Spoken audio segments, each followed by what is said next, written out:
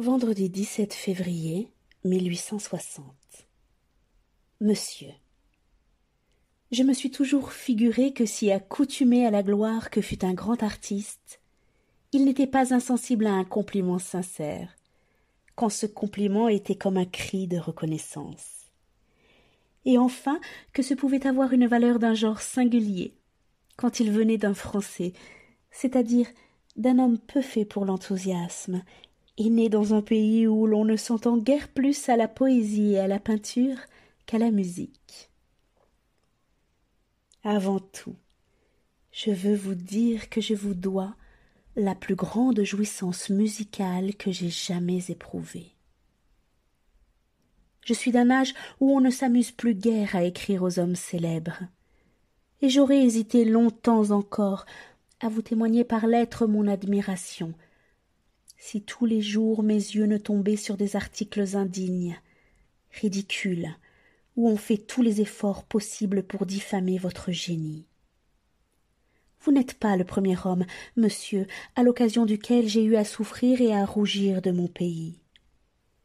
Enfin, l'indignation m'a poussé à vous témoigner ma reconnaissance. Je me suis dit, je veux être distingué de tous ces imbéciles.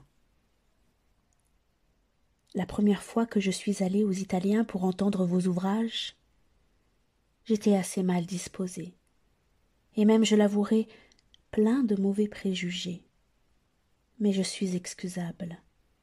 J'ai été si souvent dupe, j'ai entendu tant de musique de charlatans à grande prétention. Par vous, j'ai été vaincu tout de suite. Ce que j'ai éprouvé est indescriptible, et si vous daignez ne pas rire, j'essaierai de vous le traduire. D'abord, il m'a semblé que je connaissais cette musique, et plus tard, en y réfléchissant, j'ai compris d'où venait ce mirage. Il me semblait que cette musique était la mienne, et je la reconnaissais comme tout homme reconnaît les choses qu'il est destiné à aimer. Pour tout autre que pour un homme d'esprit, cette phrase serait immensément ridicule, surtout écrite par quelqu'un qui, comme moi, ne sait pas la musique, et dont toute l'éducation se borne à avoir entendu, avec grand plaisir il est vrai, quelques beaux morceaux de Weber et de Beethoven. Ensuite, le caractère qui m'a principalement frappé, ça a été la grandeur. Cela représente le grand, cela pousse au grand. J'ai retrouvé partout dans vos ouvrages la solennité des grands bruits, des grands aspects de la nature et la solennité des grandes passions de l'homme. On se sent tout de suite enlevé et subjugué. L'un des morceaux les plus étranges et qui m'ont apporté une sensation musicale nouvelle est celui qui est destiné à peindre une extase religieuse. L'effet produit par l'introduction des invités et par la fête nuptiale est immense. J'ai senti toute la majesté d'une vie plus large que la nôtre. Autre chose encore. J'ai éprouvé souvent un sentiment d'une nature assez bizarre.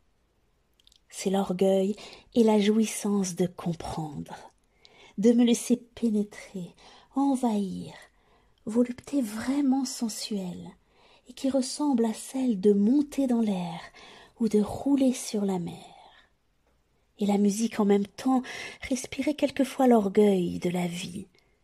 Généralement, ces profondes harmonies me paraissaient ressembler à ces excitants qui accélèrent le pouls de l'imagination. Enfin, j'ai éprouvé aussi, et je vous supplie de ne pas rire, des sensations qui dérivent probablement de la tournure de mon esprit et de mes préoccupations fréquentes.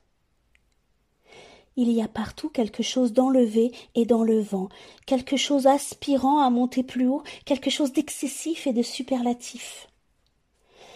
Par exemple, pour me servir de comparaisons empruntées à la peinture, je suppose devant mes yeux une vaste étendue d'un rouge sombre. Si ce rouge représente la passion, je le vois arriver graduellement par toutes les transitions de rouge et de rose à l'incandescence de la fournaise. Il semblerait difficile, impossible même d'arriver à quelque chose de plus ardent. Et cependant, une dernière fusée vient tracer un sillon plus blanc sur le blanc qui lui sert de fond. Ce sera, si vous voulez, le cri suprême de l'âme monté à son paroxysme. J'avais commencé à écrire quelques méditations sur les morceaux de Tannhäuser et de Lohengrin que nous avons entendus, mais j'ai reconnu l'impossibilité de tout dire. Ainsi je pourrais continuer cette lettre interminablement. Si vous avez pu me lire, je vous en remercie. Il ne me reste plus qu'à ajouter quelques mots. Depuis le jour où j'ai entendu votre musique, je me dis sans cesse, surtout dans les mauvaises heures, si au moins je pouvais entendre ce soir un peu de Wagner.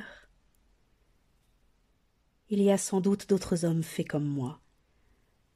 En somme, vous avez dû être satisfait du public dont l'instinct a été bien supérieur à la mauvaise science des journalistes. Pourquoi ne donneriez-vous pas quelques concerts encore, en y ajoutant des morceaux nouveaux? Vous nous avez fait connaître un avant-goût de jouissances nouvelles. Avez-vous le droit de nous priver du reste? Une fois encore, monsieur, je vous remercie. Vous m'avez rappelé à moi-même et au grand dans de mauvaises heures. Charles Baudelaire. Je n'ajoute pas mon adresse, parce que vous croiriez peut-être que j'ai quelque chose à vous demander.